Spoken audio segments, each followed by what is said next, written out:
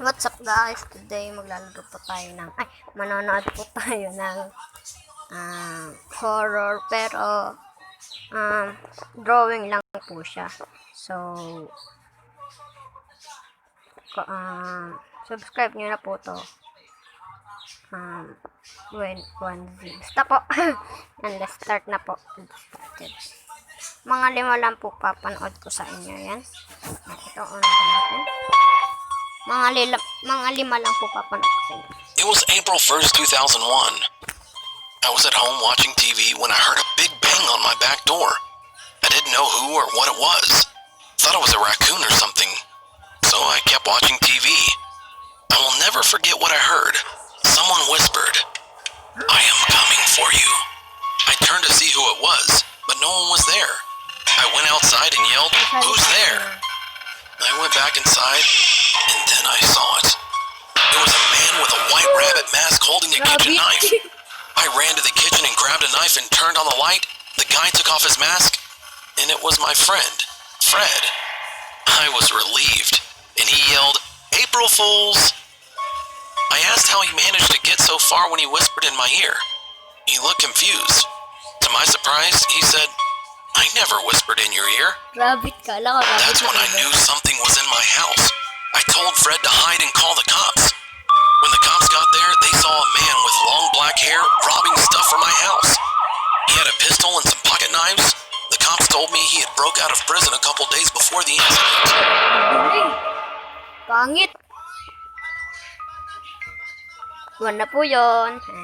Kala niyo hindi ka maalala. Back then, my brother and I used to play with a lot of guns, especially water guns. One night, we got our flashlights and pretended we were the police. It was around 10 p.m. We were in the backyard with my brother's friend playing when we saw a tall black guy. We were just staring at him. I don't know who he was or why he was there. Then he suddenly said, "Hey, can I play with you?" "Bitch, please," my brother said. Then the tall guy seemed to go into a strange position and smiled at us creepily. I was so scared, so I aimed my gun at the guy when my flashlight lit up the face of the man. I will never forget what I saw.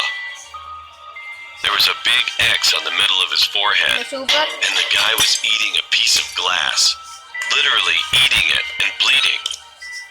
We didn't know what to do while we ran back into the house. My brother's friend jumped outside the fence and he didn't come back. We were standing near the window and my brother told me to call Mom and Dad. When I called my mom, I heard a loud smash coming from the big window on the front door. My brother quickly grabbed my shirt and dragged me upstairs. At that moment, I couldn't talk to my mom because then I would make a sound. We stayed silent for about 20 seconds. Then we heard a footstep near my side. I was about to tilt my head to take a look when I suddenly heard a gun get reloaded.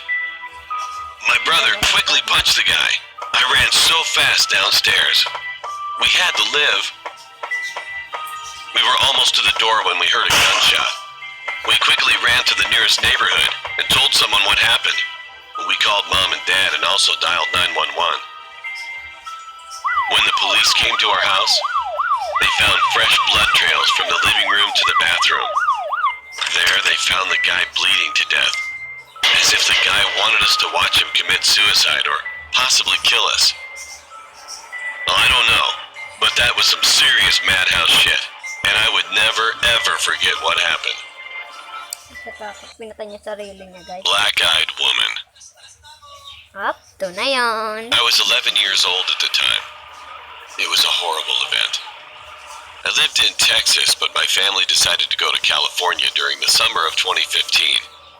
It wasn't going to be a long time, so my family of 6, including me, stayed at my aunt's house.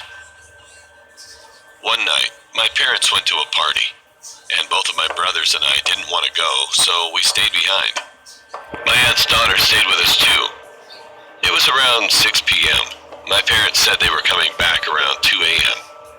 Hearing that gave me goosebumps, since we were staying at a 2-story house. I've always been scared of 2-story houses for this reason. As soon as our parents left, we all decided to eat snacks. Well, we wanted to. weren't any. Eh, walang My cousin daan. asked us if we wanted to go to the store with her. Since she was already 19, she could drive by herself. My brother said yes, but I told him I do want snacks, but I don't want to go. I thought that my brothers would want to stay behind too, since they were just 2 years older than me. But instead, they just said, okay. They all left without me. I was all alone. 15 minutes in, I was sitting on the couch playing on my iPad. A cheese. Suddenly, I heard a sound coming from upstairs. I decided to check what it was, but as soon as I started to go up the stairs, a glass cup fell down the stairs. I ran to my uncle's room and hid inside the closet. After 2 minutes of hiding, the lights in the room started flashing. I could see it from the crack under the door. I wanted to text my brother, but I left the iPad on the couch. Soon after, I heard another sound from upstairs. Well, that's how I knew that whatever was doing all the scary stuff was definitely upstairs. I decided to run out of the house, and then tried to ask the next door neighbors to let me into their house for a bit.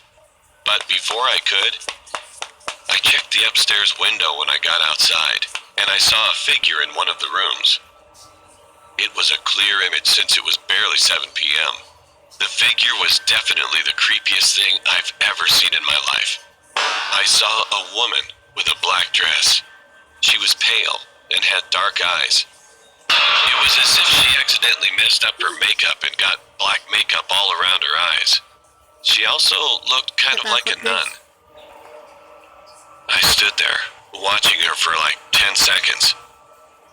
And then I saw a car driving in from the side. I moved near the garage and the car came closer. It parked at the house. I realized it was my cousin with both of my brothers. I was relieved. They asked me why I was outside, and I said I wanted to take a picture of the house from outside. I didn't tell them the truth. They didn't realize I didn't have my iPad when I said this. Once we got inside the house, I followed them upstairs. I was obviously behind them since I was scared. Nothing happened the rest of the day, until that night. It was 10 p.m. It was raining. I just wanted to see the thunder, so I moved the curtains to look out the window. A bit of light came in because of the lightning. And that's when I saw it again. The figure was in the neighbor's parkway, just staring at the house.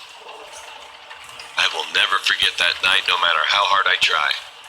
Sometimes while I'm having fun, I'll stop and remember, and the thought always ruins my day. The thought that the woman from that night might always be out there looking for me. Tumisilip siya, guys. Tumulap ka? So what's up, guys? It's Samantha. Subscribe to my channel. This event happened when I was around 13 years old. I was going on a family road trip with my parents and siblings. My brother was 16 at the time and my half-sister was 21. I don't completely remember where we were going or where we stayed since it was almost 15 years ago. All I remember was that we rented a cottage in a small village. Next to the village was a lot of mountains surrounding the perimeter, and there were probably only 20 houses in the village. Next to the cottage was a small lake that was big enough to kayak in, and to the right of the little lake was a small shed. The shed was very old, and its ceiling had been poorly repaired. There was ivy growing all over it. Bulok ng bahay, guys. Although this may not seem scary, the door was wide open and the place we were staying at was all fenced off with a really high fence. This probably meant that no one would be able to come into our property. Later that same day, my brother and I decided to check it out since we had nothing else to do other than swim in the lake before dinner. Bear in mind, this happened in the winter, meaning it would get dark much earlier than in the summer.